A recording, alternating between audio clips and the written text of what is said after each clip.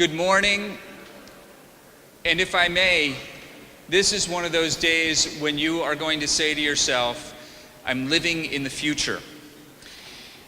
My name is Dan Moulthrop. I'm very pleased to be able to play a part in this important event in transportation history today. We have several very, very important people to address you, so we're going to get right to it. Moments like this, events like this, as important as this, need the voices of the most important leaders in our community. So I'm very pleased to bring to the microphone first Mayor Frank G. Jackson, Mayor of the City of Cleveland, and Cuyahoga County Executive Armin Budish for a few words of welcome.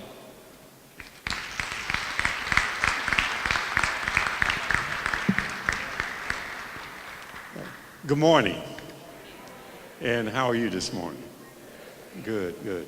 You know, I want to welcome HTT to Cleveland and thank them and NOACA for putting on this event and really bringing this innovative concept to the city of Cleveland and their willingness to do it. You know, transportation is a driver of our economy. And this technology, this innovative technology, really will go a long way, not only in terms of moving people and cargo, but also helping us if we become part of the construction and the building and the execution of that technology. Public transportation is essential for our future. So this project, along with the other things that we're doing, it really will position Cleveland in this region to be in the future of the economy, not only of this nation and the world. But again, I want to welcome HTT to Cleveland and thank them and NOACA for the work that they're doing. Thank you.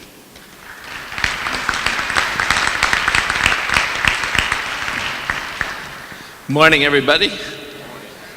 So I want to thank the Greater Cleveland Science Center for hosting this today, and I want to welcome our visitors from actually all over the world who are here today. I hope you have time to explore a little bit around Cleveland and the county. And by the way, it's always sunny just like this. I'm excited about our partnership with Hyperloop Transportation Technologies, or HTT, and CEO Dirk Alborn and his global team who are making this happen. I'm wearing two hats today. I'm county executive, but I'm also currently serving as president of the NOACA board, which has joined with HTT to put us on the right track towards the future. An 800-mile-an-hour train. That's a wow. That's really amazing. That'll change Cleveland. It'll change Chicago. It'll change the entire Midwest, and eventually, potentially, the entire country. I should note that Ohio has a proud tradition of being an innovator in transportation exploration. From the early efforts of the Wright brothers here in Ohio, to the work at NASA, which has played a key role in our American space technology.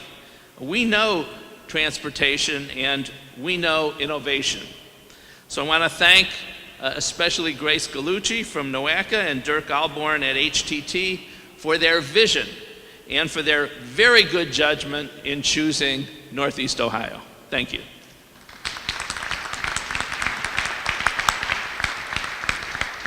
Thank you very much, Mr. County Executive, Mr. Mayor. We're deeply appreciative of your leadership. I want to bring to the microphone next one of the two people principally responsible for this gathering today. Grace Gallucci is Executive Director of the Northeast Ohio Area-Wide Coordinating Agency. It's also known as NOACA. Grace and her board have moved NOACA into a true leadership position in exploring and planning for new innovation in transportation that's really defined by their new 20-year plan. And that is really what today's event is all about. And I believe Grace will also have some significant news to share. Grace Gallucci, ladies and gentlemen.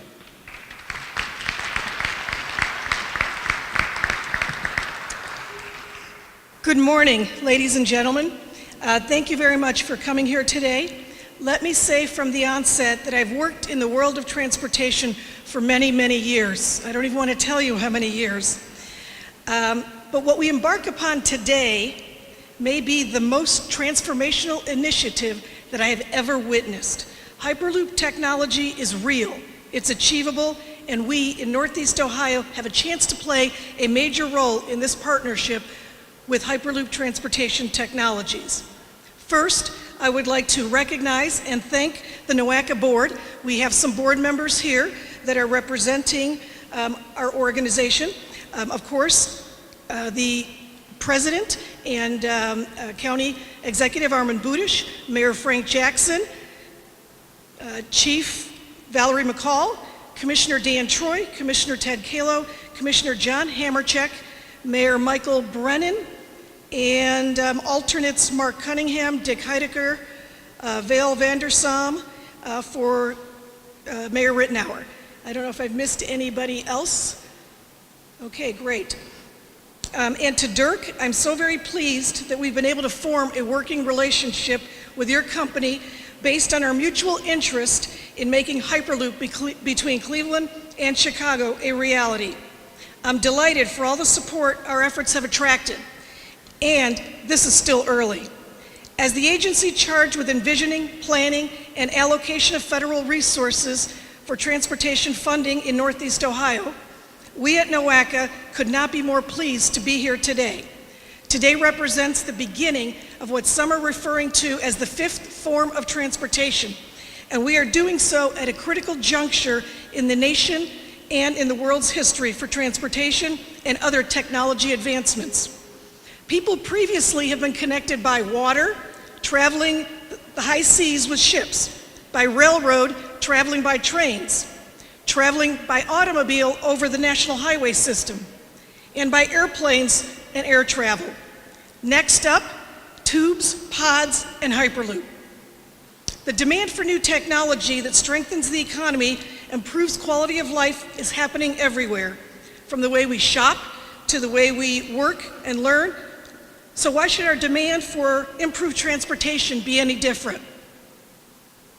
And so what is the role of NOACA? NOACA represents 5 counties, 61 cities, 45 townships, 2,000 square miles, and 2.1 million people. But we are just one region.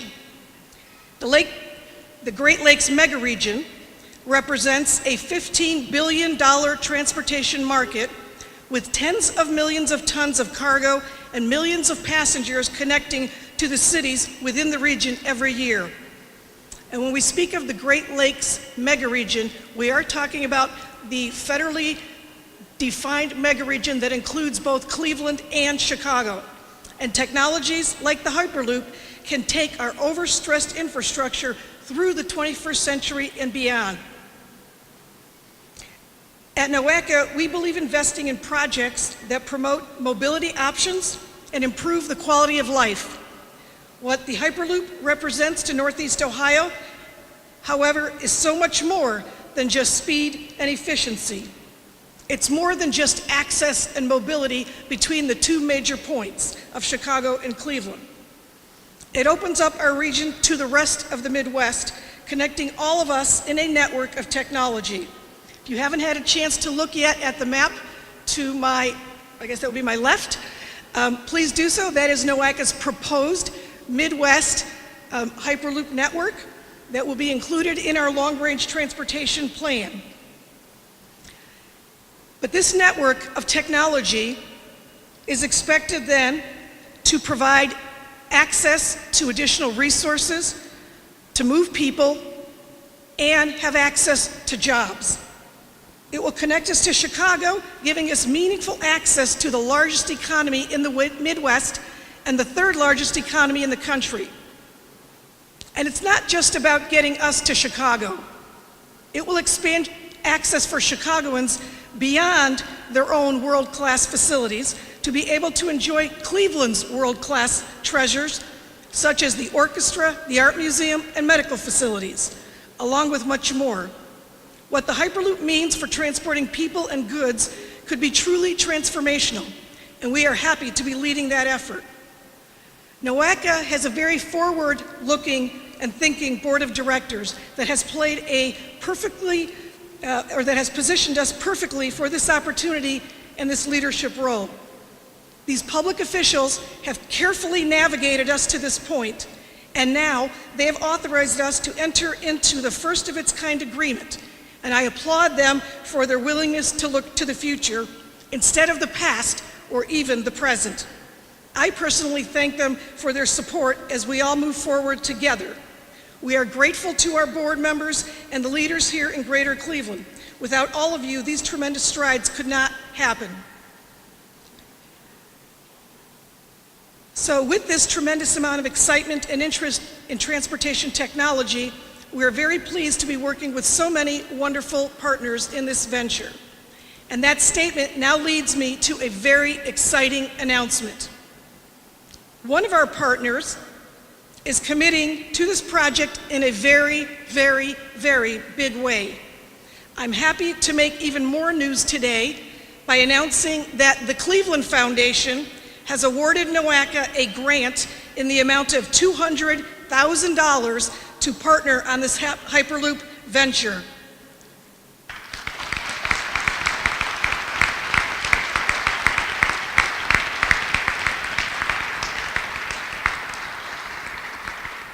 The grant is indicative of the Foundation's belief that Greater Cleveland has the leadership, the right public-private partnerships in place, and the collaborative resources to execute on this exciting opportunity. The Cleveland Foundation, for more than a century, has partnered with donors to improve the lives of residents of Northeast Ohio. Established in 1914, the foundation is the world's first community foundation and one of the largest today. We are grateful for the support from the Cleveland Foundation Board of Directors and President and Chief Executive Officer Ron Richard. Ron was unable to be here today, but we are happy to be joined by India Pierce-Lee, Lillian Curry, and Stephen Love. Thank you so very much.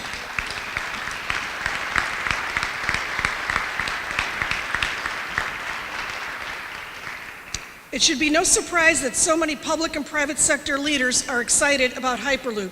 New transportation technology is providing opportunities for exploring innovative concepts that once only existed in dreams. NOACA's long-range transportation plan, called Aim Forward 2040, looks ahead at the next 20 years of transportation in Northeast Ohio. It identifies $15.8 billion in investments. The plan addresses congestion, freight, environmental impacts, and so much more. For the first time ever, the plan also includes a visionary chapter that imagines what our transportation system might look like in the future. And now, Hyperloop is part of that vision. And as with any big initiative, there is need for broad support from many actors. Our Hyperloop aspirations have had to date support from legislators at both the state and federal level and on both sides of the aisle. In January, a bipartisan group of 8 Midwestern lawmakers, led by Marcy Kaptur, who will speak in a moment, sent a letter to President Trump seeking support for the Hyperloop. Last year, the Ohio General Assembly passed separate resolutions of support from the House and the Senate. To me, this says that our lawmakers are serious about Hyperloop. They recognize the potential of fusing technology and transportation, with the end result being substantial economic and social improvements for their constituents. I will say that I, along with the HTT representatives, have also had the opportunity to speak with the United States Department of Transportation and the White House liaison on transportation, and they have demonstrated their interest and commitment to Hyperloop being an advanced form of transportation that would be more efficient and effective in moving people and goods. But their work is not done. Legislators at both the federal and state level will be critical to the path forward. So today we have the Congresswoman from the 9th District of Ohio, Marcy Kaptur, as I just mentioned, who has been very active early on and one of our primary and first supporters. Congressman from the 13th District and member of the House Appropriations Committee, Tim Ryan, is also here. And the state senator from the 24th Ohio Senate District, Matt Dolan. I would like to ask you each in turn to come to the podium and give your perspectives on what this initiative could mean for our collective future. And I think I have not mentioned Senator LaRose. So that must have been a change in my document here. So Senator LaRose is here representing the Senate Transportation Committee. So thank you very much. I would like to turn the podium over then to our elected officials, first starting with Marcy Kaptur.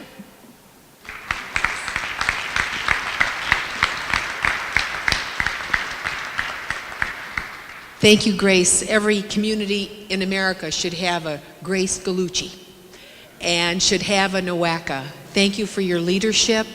Thank you for all the hours you put in to come to a moment like this morning. And as I looked at your faces as the program ensued, I could see why America is such a great country. Because I could see your eyes, your brains thinking about what will that new future look like for us. And we are the country that has the most patents filed every year. We're a nation of innovation. We're a nation that some would say is fearless. And so we're here today to embrace a new future. America is very flexible. She adapts in each generation. And I'm really very honored to be here with my colleague, Congressman Tim Ryan, who's such a, not just a leader, but a rising national leader in his own right. So I'm really I feel very privileged and excited actually for the Comeback Coast's desire to compete internationally and to be a player at a time when America really needs it. Some of you know I drive a long way along this coast. So maybe, I haven't sailed it too much, but I have a pretty good sense of the tissue that we're dealing with here. And you say, what does a member of Congress think about? Well, I think about how our country can operate more efficiently in a more streamlined way and how we meet the competition.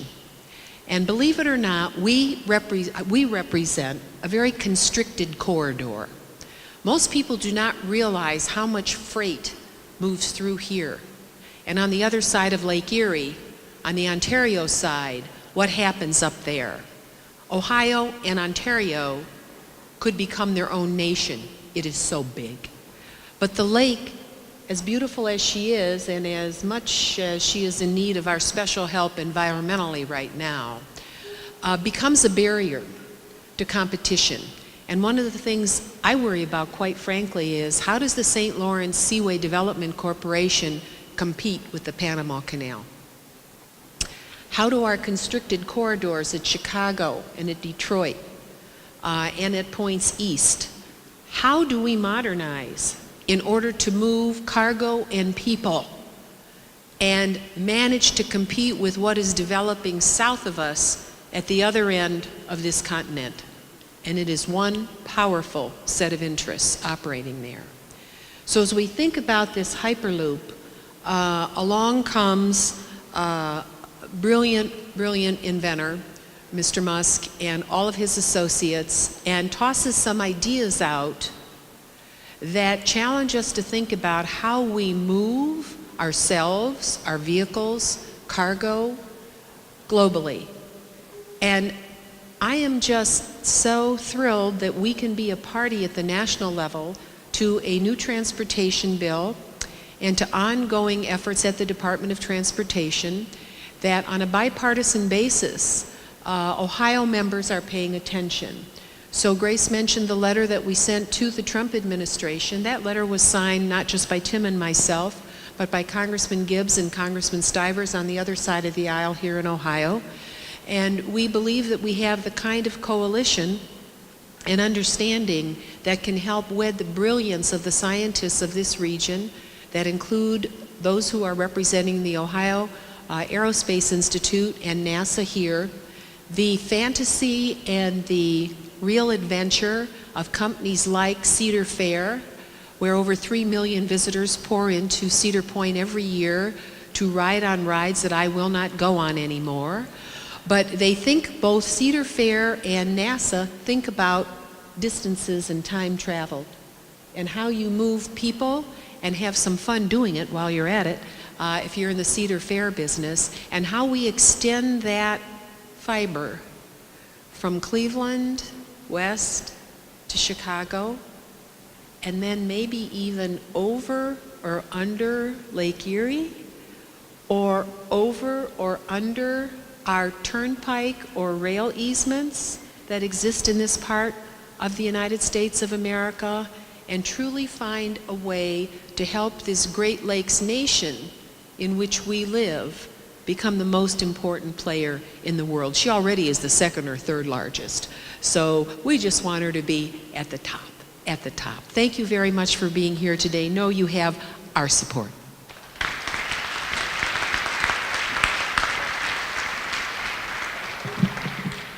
Thank you. I'm Congressman Tim Ryan. My district is from Youngstown, Ohio, over to Akron and points in between. And I split Akron with my good friend Marcia Fudge. So we're always working collectively in a regional way. And I want to thank the mayor and Armin. Always great to be in this city. You only normally get up here for a World Series game or Browns game, but we won't talk about that right now. I just want to say a couple things. This is about connectivity, this is about innovation, and this is about lighting up the Midwest. We have an opportunity with this project to plug us back into the global economy, and that's what this is all about. We have seen this region over the last 20 or 30 years continue to try to make our way ahead, and there's some very positive things happening in places like Cleveland and Akron and Youngstown that we're all very, very proud of. But if we want to get our young people back into this community, if we want to keep our young people in this community, these are the kind of projects we must have. And we are a country of big thinkers. You shouldn't have to go to China to ride a train that goes 300 miles an hour. We want that stuff happening here in our community in the Midwest. Let me just share with you one quick story. We've been trying to plug our communities in to investment that's happening in the rest of the country. And so I've been trying for the last 10 years to try to get venture capitalists to come into our communities. And so last week we put a little tour together, and Marcy used the word comeback, and we called it the Comeback Cities Tour. And we had 12 venture capitalists, some of the biggest in the country, that have invested into Uber and Airbnb and Spotify and all of these big companies. And then we put them on a bus. And we started it in Youngstown, Ohio. And we went to Akron, and we went to Detroit and Flint, and then over to South Bend, Indiana, and explored the emerging businesses and technologies that are happening in smaller communities around the Midwest. And I will tell you that they were floored because they just never came here. They just never saw what we had to offer. And I'm telling you that if we do big projects like this, the capital that wants to come and is now beginning to look at our region because of $75 a square foot in San Francisco and having to pay an engineer $115,000 a year to start in a company in the Bay Area as opposed to some of the scale that you could get here, wage scale that you could get here. This is a place to be. And these are the kind of projects we have to do. And just lastly, let me say, I saw my buddy Dave Wondolowski here from the Building and Construction Trades here in Cuyahoga County. This is a huge jobs program. I mean, if we want to get people back to work for the next 10, 20 years, these are the kind of big projects we have to do in the United States. And we're going to either be a big country or we're going to be a small country. And I love the fact that Cleveland, Ohio and Northeast Ohio is setting the tone to say, put the flag in the ground, we're going big, we think big, we want to be a leader in the region, in the country, and in the global economy. It's happening right here. So Marcy and I and Marcia and others, we're happy to be a part from the federal side on the Appropriations Committee. And Marcy, thanks for all of your leadership. I sit on the Appropriations Committee, which is a long line going back to Lou Stokes in this region. And I hope we can get our budget and appropriations process back online so we can continue to help with some of these projects. Thank you so much.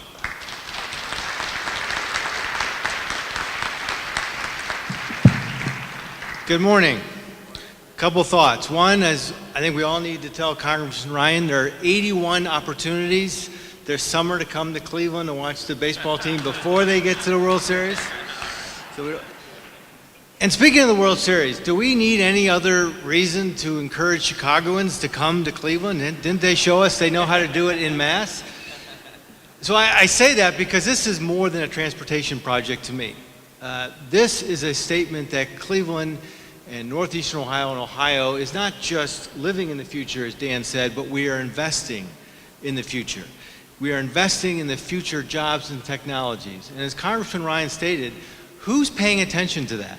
It's so exciting for us, but what's really encouraging is that employers, investors, students, all are looking to see where are the jobs of tomorrow. Where will I find a fertile ground to make a new company, to invest in a new company, to hire new people? And this statement today is saying that Cleveland not only is entering into the next generation of transportation, but we are welcoming all of those who have creative ideas, all of those who want to see where technology, how far we can push the envelope, and we want to make sure Cleveland is a fertile ground. Way in the back is our audience. We have about 12 students from the STEM school. They're studying every day science, technology, engineering, and math. When they become experts and they understand all this science, we want them to be able to stay here, to invest here, and to start with all their creative ideas and create new jobs right here in Ohio. So there are a number of my fellow legislators here. I look forward to working with Hyperloop, with NOACA, to make it a reality. So thank you.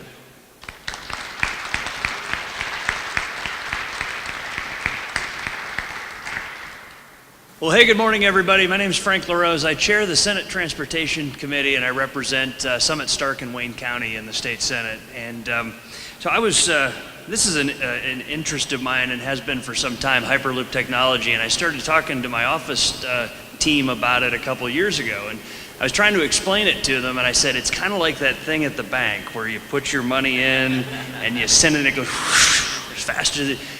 And I realized these folks are in their mid-20s. They've never seen that thing at the bank. So I guess that's a sign of how fast things change. For them, the bank is on their phone, right? And probably the first time they ever go into a branch will be when they go to sign for their first mortgage someday. But we're ready to embrace this technology here in Ohio. We're thinking big thoughts. We're dreaming big dreams. That's what Ohioans are all about. We're a state that knows how to make things and build things, and the fact that the Great Lakes region is leading the way on something as innovative as Hyperloop technology is exciting to me. Congressman Ryan mentioned the folks from the labor community that are here. These are the men and women that are going to build this stuff that is going to revolutionize Ohio's economy, and it's a wonderful thing that we're going to put people to work doing this.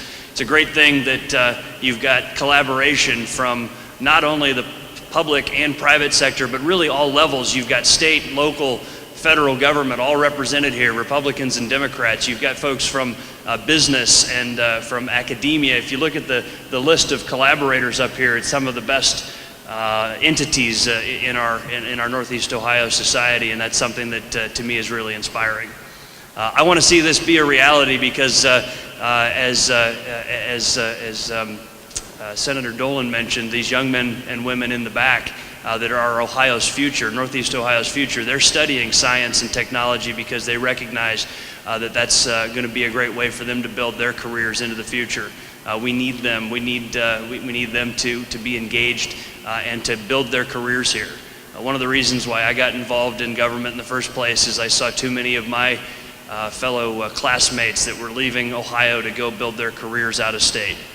We don't want to see that anymore. We want to see them stay here and make their life in Ohio. And this Hyperloop technology is part of that. I'm excited to see it happen. It's something that can have a big impact on our economy, to do so in a sustainable way and to put Ohioans to work. And for me, that's a win-win.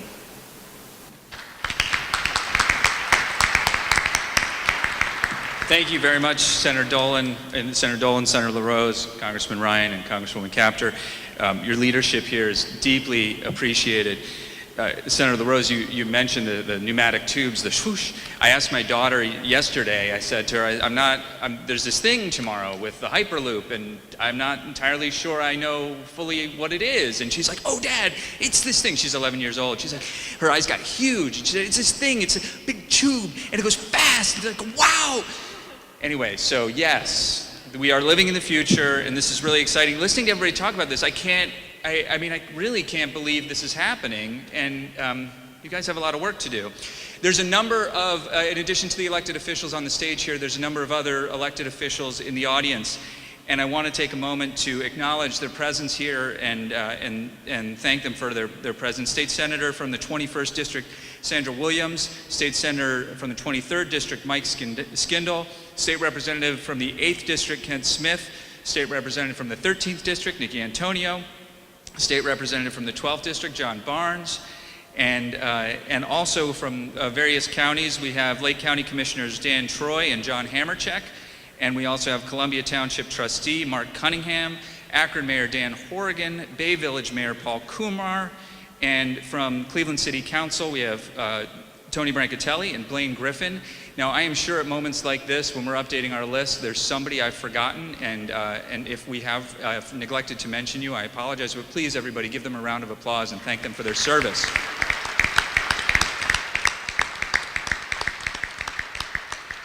I also want to mention, too, that we have representatives from both Ohio Senator Sherrod Brown's office and Ohio Senator Rob Portman's office. Karen Kandinsky and John Prest from Portman's office, I believe, are in the back. If you could stand to be recognized.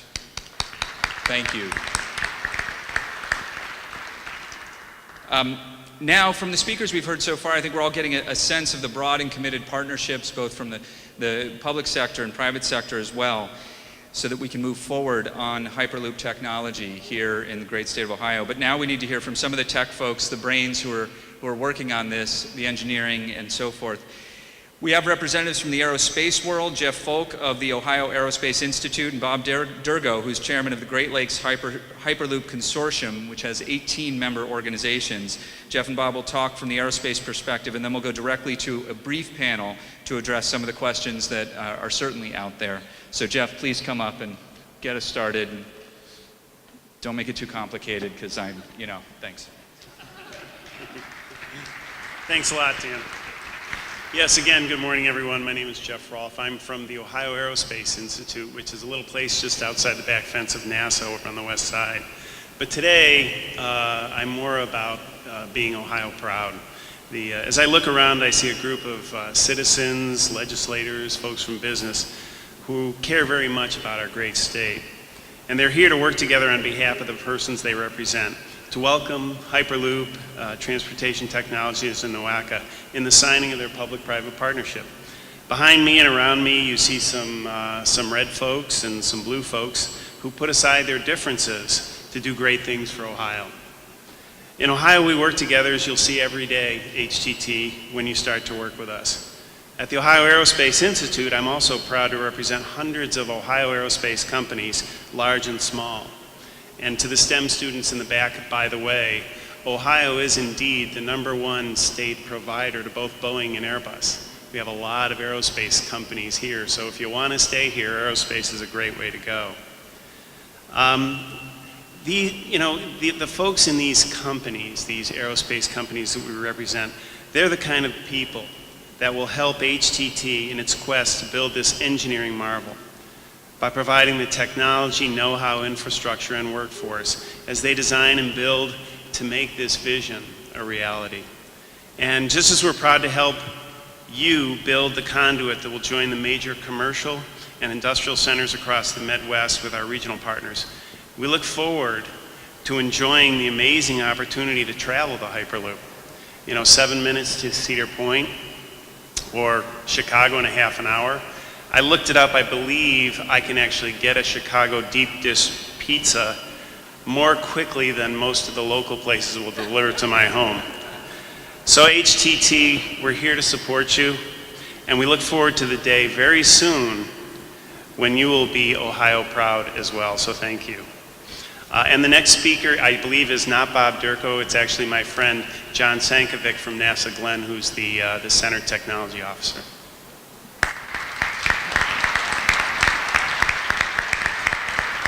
Thank you, Jeff.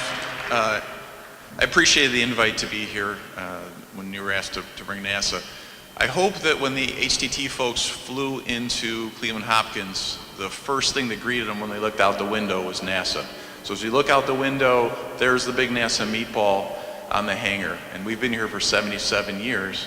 And for those 77 years, NASA Lewis Research Center, our predecessor, and now the Glenn Research Center, has been pioneering advanced aviation technologies and advanced space transportation technologies. And so it's also, I think, a wonderful thing that we're here in this venue, the Great Lakes Science Center, also home to the NASA Visitor Center. So, you know, we're a part of this just by you being here at this event. But I'm here really, I wanted to touch a little bit on another activity that we do, and that's in the area of regional economic development.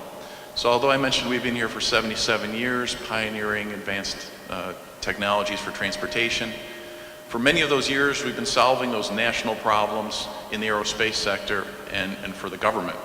But a few years ago, we were asked to look, how can this federal laboratory that sits here in Northeast Ohio, how can it really reach out to the community and help in this concept of regional economic development? And so we started looking to see what strengths do we have. Well, we have a lot of subject matter expertise. We have a lot of PhDs, a lot smarter than I am. They're able to work on key technologies.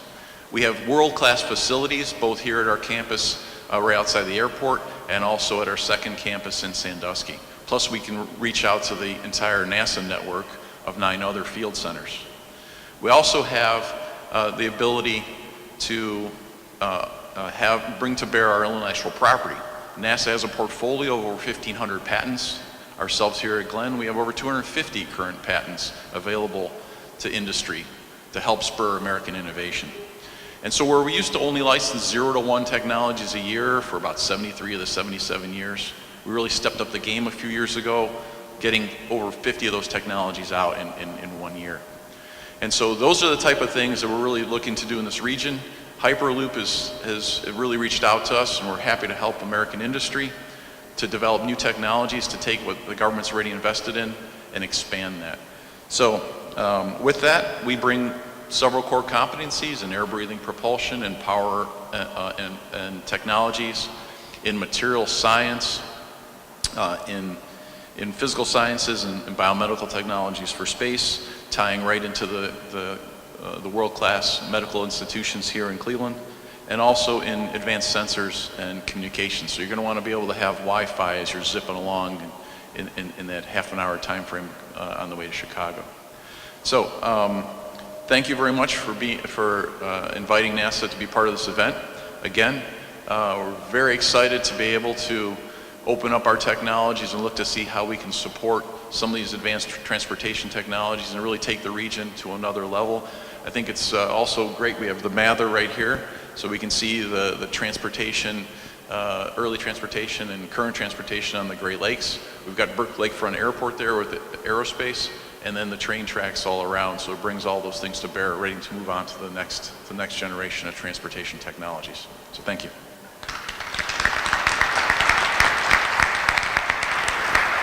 John, thank you very much. I think we're going to move into a panel conversation right now and sort of rearrange some of the chairs up here. So I want to invite our speakers to step down for a moment.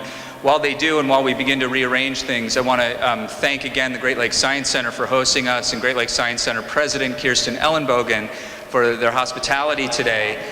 There is no better place to consider the future than the museum here, devoted to helping us understand the progress that we've made through innovative technologies. John Sankovic is going to be our moderator. He is the director of the Office of Technology Incubation and Innovation at the NASA Glenn Research Center, overseeing discretionary investments in technology. Also now joining us up here on the stage are Dirk Alborn. He's the CEO of Hyperloop Transportation Technologies, the private partner without whom this would be possible. His colleague, Andrea Lamendola, is Chief Global Operations Officer at HTT. He's a key player in creating the presence of Hyperloop and HTT around the world. Also now Bob Durgo is going to finally get his moment in the spotlight. And he's, as I said, chairman of the Great Lakes Hyperloop Consortium, which is gathering Hyperloop stakeholders who will support the development of the initiative. And then also, of course, Grace Gallucci will remain here on the stage. So, John, I hand it over to you. Thank you. All right, the first question is for Dirk. So every day it seems like we hear about new and emerging transportation solutions throughout the world. What makes Hyperloop transportation technologies unique? So, well, we have been working now for over 5 years to make this reality. We were actually the first Hyperloop company in the US, and we realized that in order to make this happen, we needed to create more than just a company. We had to create a movement. And I think the essence of that we see here today. We have politicians, private companies coming together to make things happen.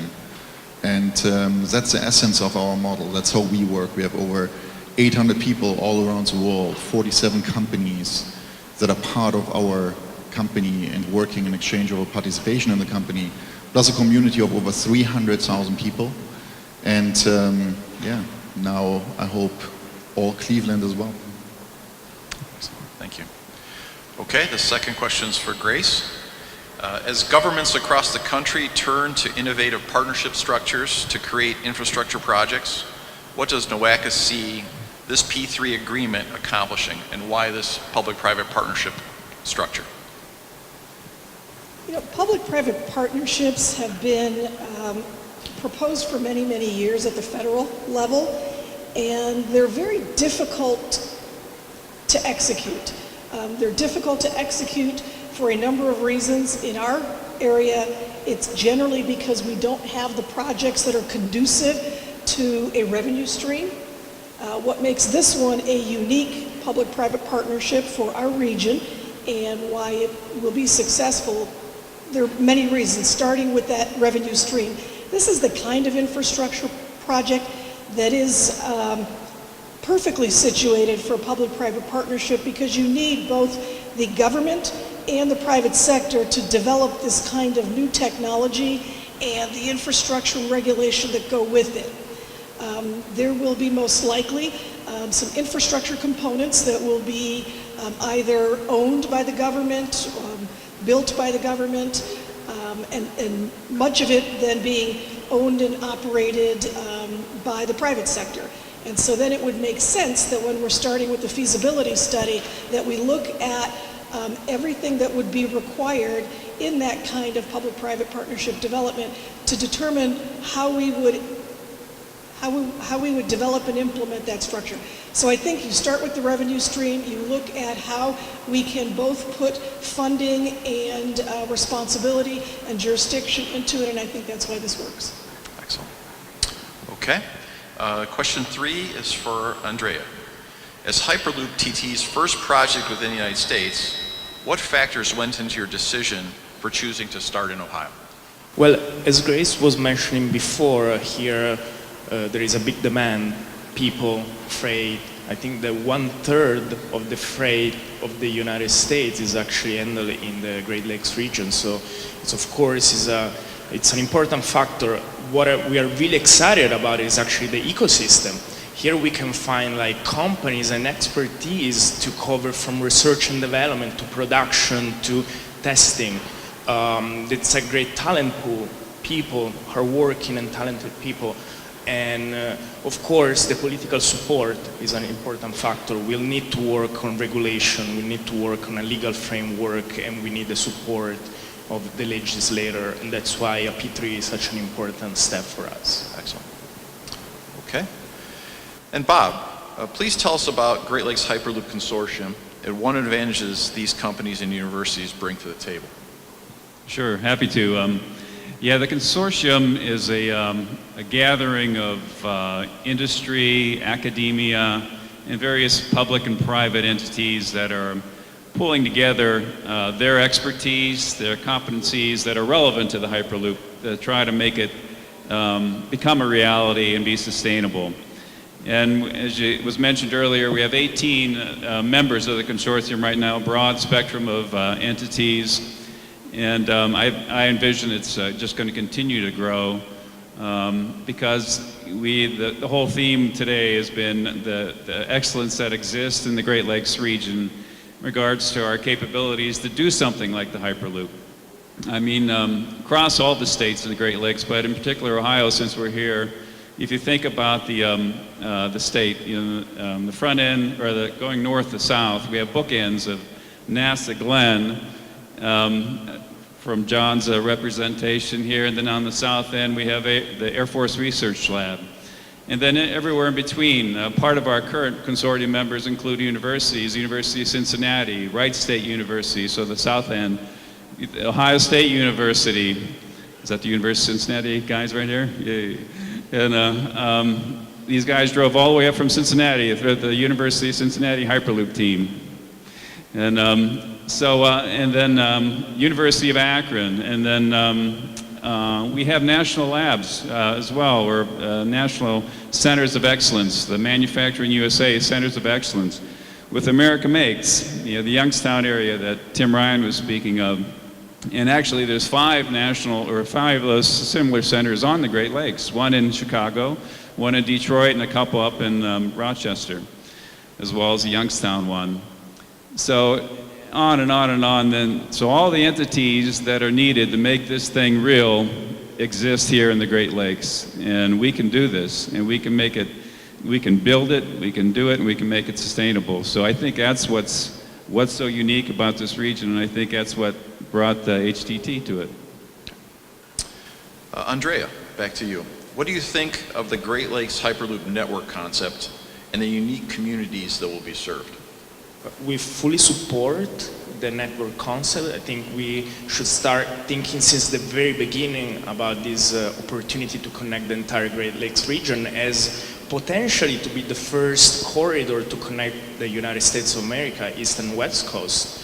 And of course, the way that we structure this P3 allow us to involve later on other players, and this will be very important for the future.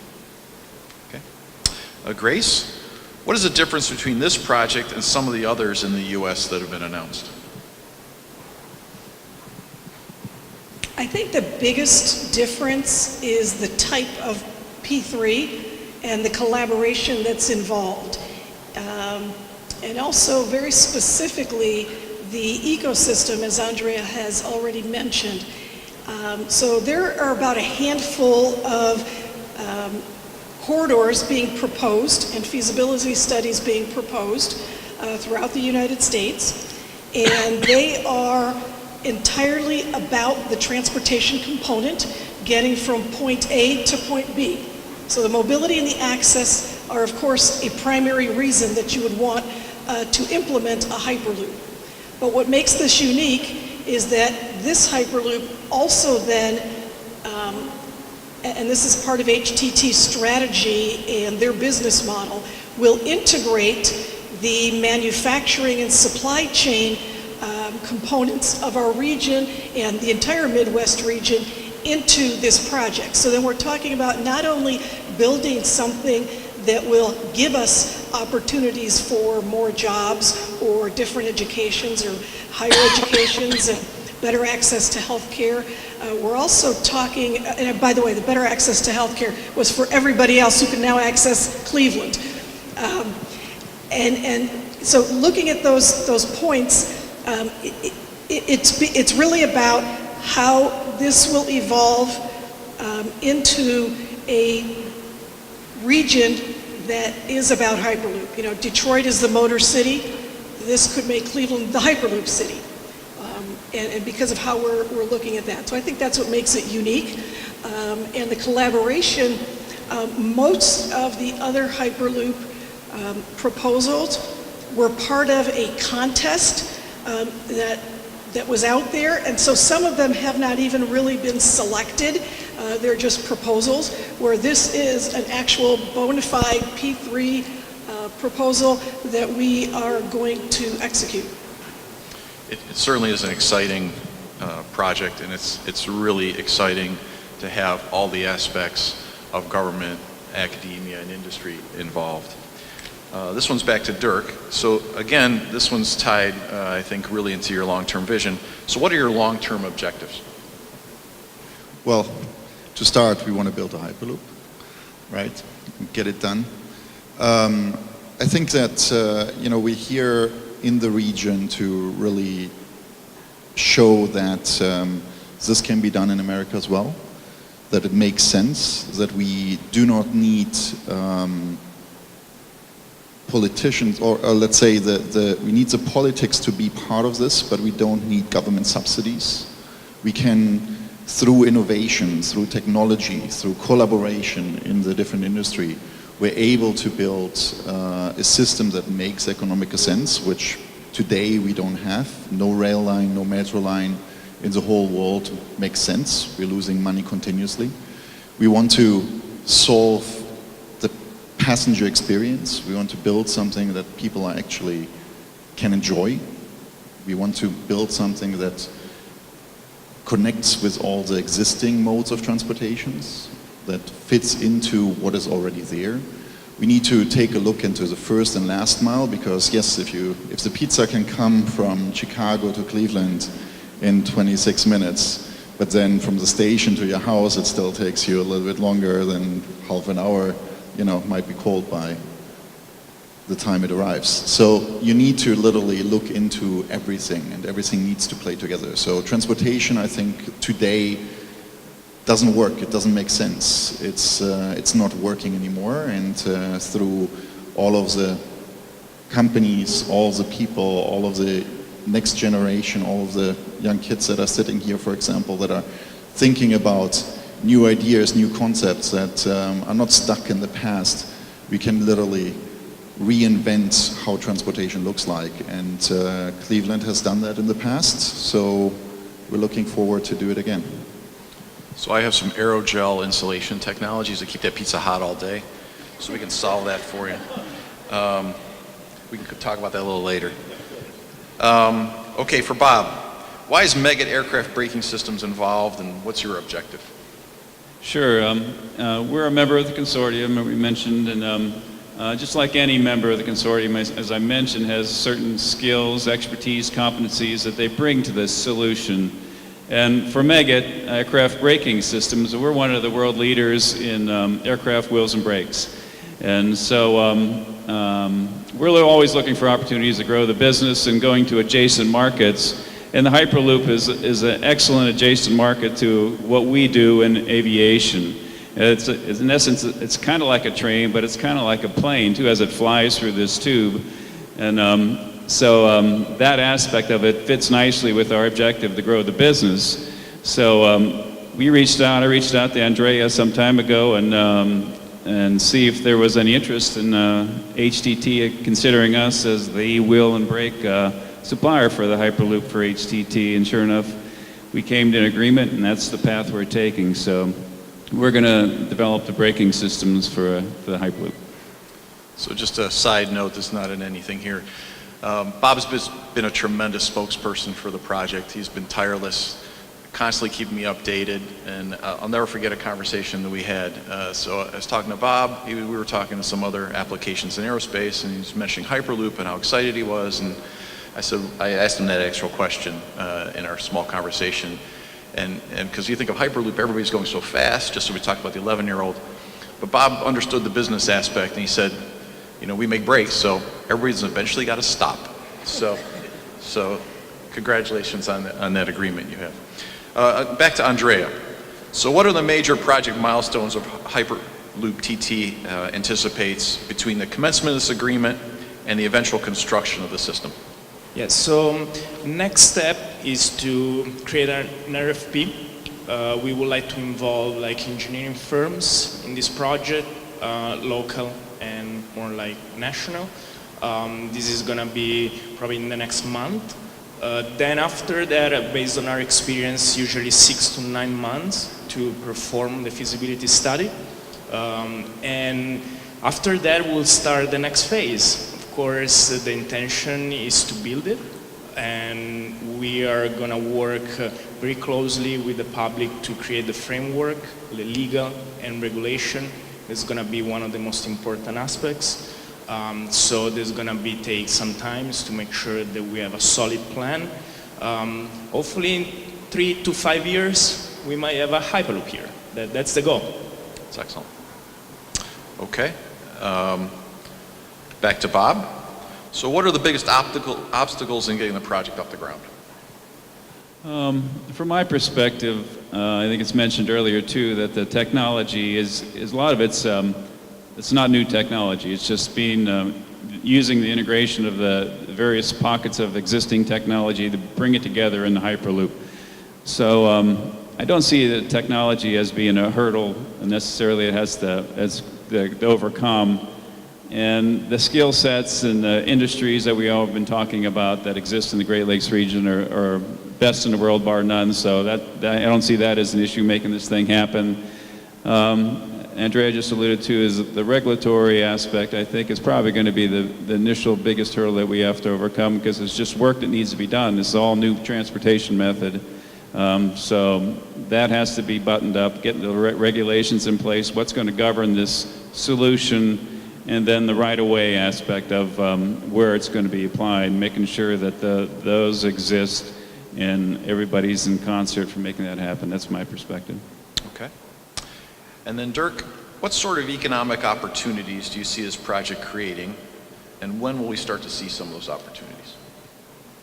Well, if you think about it, really, the opportunities that you have with a completely new mode of transportation, I don't really think that we can imagine it too easily, right? If you think back at what the railroads did in the 1800s, if you were a town and now you got a rail station, how cities changed, how flow of people changed, how the center of where we live changed, and I think that the same is happening here. The Hyperloop enables us to connect two cities and create mega cities, mega regions. Connectivity is very important today, and not only the one that you have on your phone, but also getting to an airport, for example, having international connections, having access to jobs, to resources, skill sets and people when you're building a company. So I believe that through connecting regions together will enable completely new economies that we can't really imagine today. In addition, of course, we're here. It's our model to create and work with an ecosystem. That's what we are already doing with Bob and all the 18 members right now that we have in the consortium that will create jobs. There's a lot of knowledge here. There's a lot of skill sets here that's super interesting. And, we want to really get the innovative minds flowing. So, I think those are the big opportunities. But I think that everybody can think and fantasize a little bit for themselves about what is possible once you have a Hyperloop connecting different cities in the region, and now in a very short time frame you're in a different city, in a different area. What does it mean for you personally? Because it's not only about the economics, it's also the impact that it has for each of us. It certainly is inspiring. It really resonates with some of our newest employees. They are really excited about you coming here to the city and the opportunity to be able to work on the project. For Grace, the last question, you wrap us up. So why did NOACA choose Hyperloop TT as a partner for this study? I don't know if we chose them so much as they chose us. And maybe we both chose each other is probably even a more accurate way of saying it. And clearly we both were in a position to think in a visionary way. When I first heard of Hyperloop a few years ago, I immediately thought, this is something that is real, that's going to happen, and I want this region to be a part of it.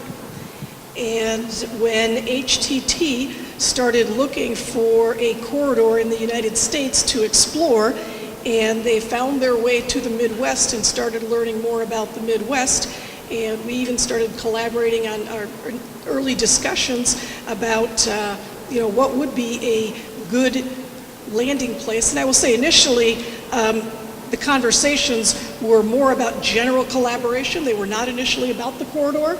And as we started exploring where in the Midwest and how in the Midwest, there was no doubt in my mind that the connection should be through Chicago and Cleveland, because when you look at 80 and 90 from the West Coast to the East Coast, they both intersect at those 2 points. And everybody who's going from Seattle to Boston has to go through Chicago and Cleveland.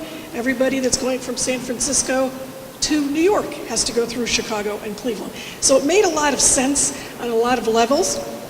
And so when we looked at that and said, well, they are looking at the same corridor for a number of reasons when they started really understanding the economic impacts and the economic powerhouse that is the Great Lakes region. And I started really knowing more about HTT. I think the thing that distinguishes them from everybody else, and that was really attractive to me and to our board and to our organization, was their collaborative approach. And so they weren't just interested, as I said earlier, in building a Hyperloop or a route from point A, Chicago, to point B, Cleveland, or vice versa. They were interested in the ecosystem. Who were they going to collaborate with? How are they going to associate themselves with any of the companies that work in the region? When they started discovering the treasure trove of industries that we have here, it really captured their attention. The fact that we have NASA, and they're going to collaborate with NASA. The fact that the aerospace industry is important here. The fact that Ohio has the most American-born astronauts in the United States. 24 of them are from Ohio. The fact that we had the first man on the moon is from Ohio. The first Neil Armstrong and John Glenn being the first to orbit the Earth. So there were a lot of things that they recognized about what makes this region great and why that corridor would be successful. And it didn't take them long to select that corridor. They didn't need to have a contest. They didn't need to put out all kinds of literature that said, submit something and we'll get back to you in a year and a half. They looked at it and knew exactly when they wanted to do it, why they wanted to do it, and how they wanted to do it.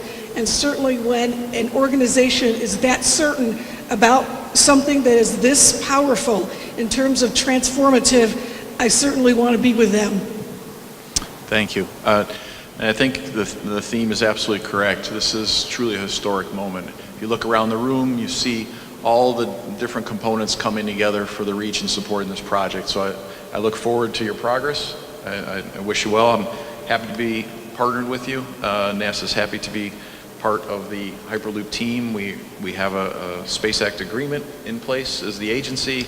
Under the iTech innovation activities just recently, we've participated together. So looking forward to teaming with the region and moving out. So thank you very much. Thank you to everyone on the panel.